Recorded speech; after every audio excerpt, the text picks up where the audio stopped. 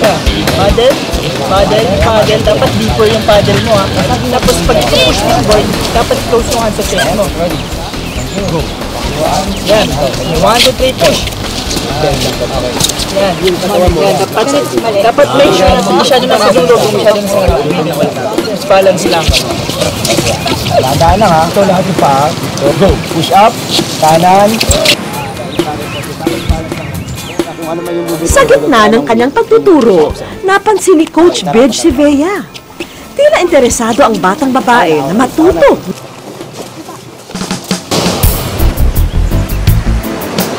Kuya Bidge!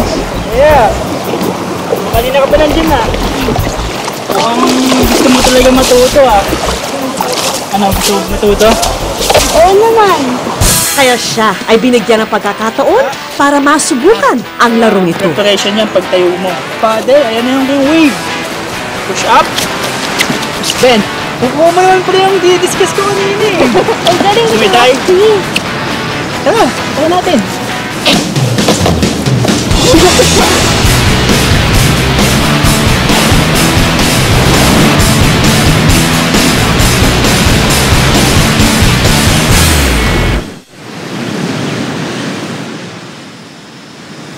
Dito lang yun eh. Ito. Ito yung ginagamit ko dati sa panglaban ko. Ito muna gagamitin mo pang practice. Pag magaling ka na, laban kita sa competition. Gusto mo ba yan? Opo, Kuya Bidge.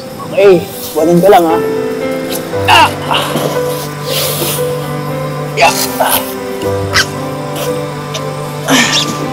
Yan ang gagamitin mo. Sa'yo na yan. Salamat po. Ayos.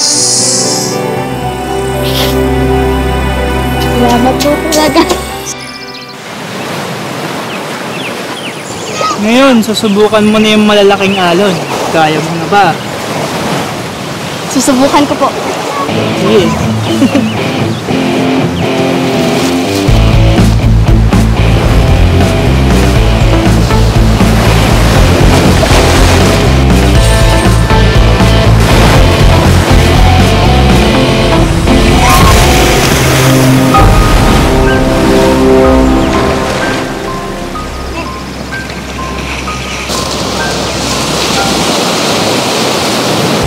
Patingin! Patingin! Wala yan, gas-gas lang yan. Alam mo kung ano kailangan mo. Kailangan mong palakasin yung core mo. Kasi dyan nanggagaling lahat ng lakas mo para makapag-surf ka na mabilis. Tsaka kaya mong sumabay sa malalaking alon pag dyan nanggagaling yung power mo. Ano tara? Sige, susubukan ko ulit. Okay, let's go! Tuloy sa pag-ensayo si Bea. At sa kanyang ipinakitang determinasyon, nakitaan siya ng kanyang coach ng potensyal na maging professional surfer balang araw.